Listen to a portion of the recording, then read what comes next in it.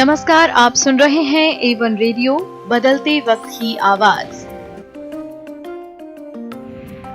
आज तारीख है 14 मार्च। दिन है सोमवार।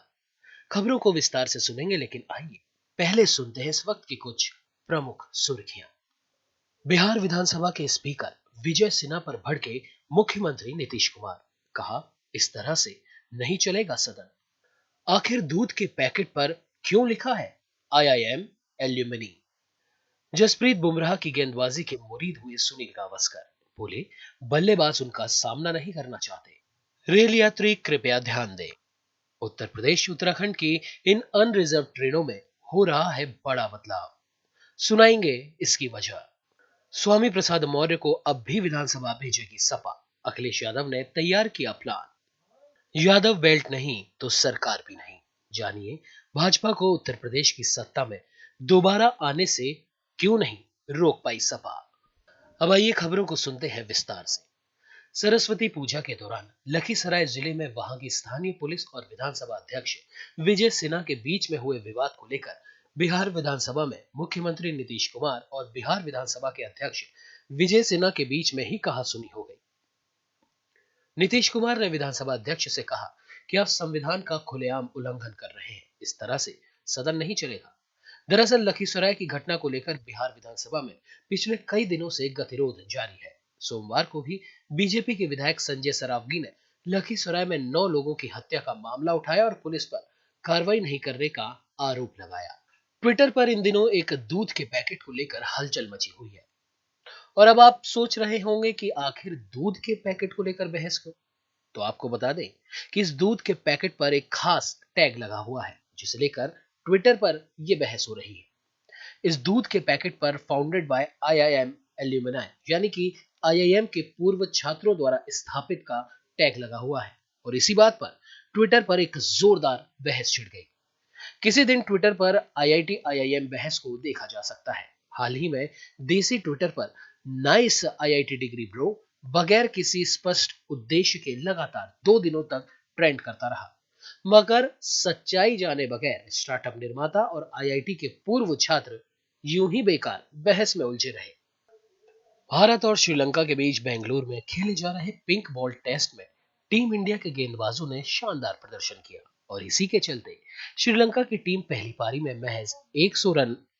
भारत और श्रीलंका के बीच बेंगलुरु में खेले जा रहे पिंक बॉल टेस्ट में टीम इंडिया के गेंदबाजों ने शानदार प्रदर्शन किया और इसी के चलते श्रीलंका की टीम पहली पारी में महज 109 रन ही बना पाई। जसप्रीत बुमराह ने श्रीलंका की पहली पारी में कुल 5 विकेट अपने नाम किए। घरेलू सरजमी पर बुमराह का ये पहला 5 विकेट हॉल है। बुमराह की धारदार गेंदबाजी को देखकर दिग्गज क्रिकेटर सुनील गावस्कर भी उनके कायल हो गए। इज्जतनगर डिवीजन के कासगंज सिटी सोरो सुकर क्षेत्र खंड की रेलवे क्रॉसिंग पर सबवे निर्माण किया जा रहा है। यात्रियों की सुरक्षा के लिहाज से बनाए जाने वाले इस सबवे के लिए ब्लॉक लिया जा रहा है। इस ब्लॉक की वजह से रूट की कई ट्रेनों को शॉर्ट टर्मिनेट या फिर शॉर्ट ओरिजिनेट एवं रीशेड्यूल करने का निर्णय लिया गया। इसीलिए इस रूट पर सफर करने वाले यात्री अपनी यात्रा शुरू करने से पहले ट्रेनों के आवागमन संबंधी सभी जानकारियां संबंधित इंक्वायरी नंबर और वेबसाइट से प्राप्त कर ले, जिससे कि किसी को भी असुविधा का सामना न करना पड़े। 800 किलोमीटर दूर भी दुश्मन हो जाएंगे खाक, ऐसी मिसाइल जिसकी काट चीन के पास भी नहीं है।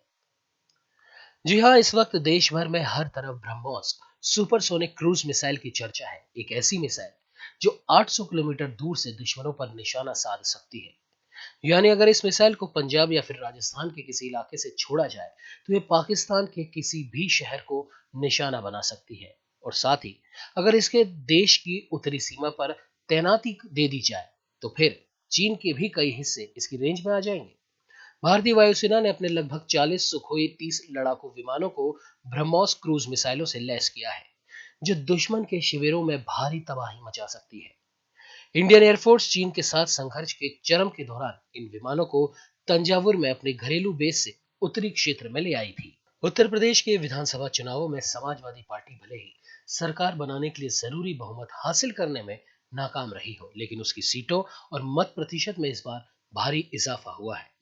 सपा के वरिष्ठ नेताओं का मानना है कि पार्टी के मतों में इस इजाफे के पीछे स्वामी प्रसाद मौर्य सहित कई दूसरे नेताओं का भी हाथ है। सूत्रों के मुताबिक उनकी राय है कि पार्टी मौर्य को पूरा सम्मान देते हुए उन्हें समाजवादी पार्टी को अगर उत्तर प्रदेश की सत्ता में वापसी करनी है तो पहले उसे बदायूं से कन्नौज तक यादव बेल्ट में अपनी जीत सुनिश्चित करनी होगी। इस बार भी यादव बेल्ट की 35 सीटों पर समाजवादी पार्टी 2012 का करिश्मा दोहराने में असफल रही और शायद इसीलिए उत्तर प्रदेश की सत्ता से दूर भी रही। साल 2012 के उत्तर प्रदेश विधानसभा चुनाव में समाजवादी पार्टी ने यादव बेल्ट की 35 में से 29 सीटों पर जीत दर्ज की थी और कुल 224 सीटें जीतकर पूर्ण बहुमत की सरकार बनाई थी। तब भाजपा को सिर्फ एक सीट से संतोष करना पड़ा था।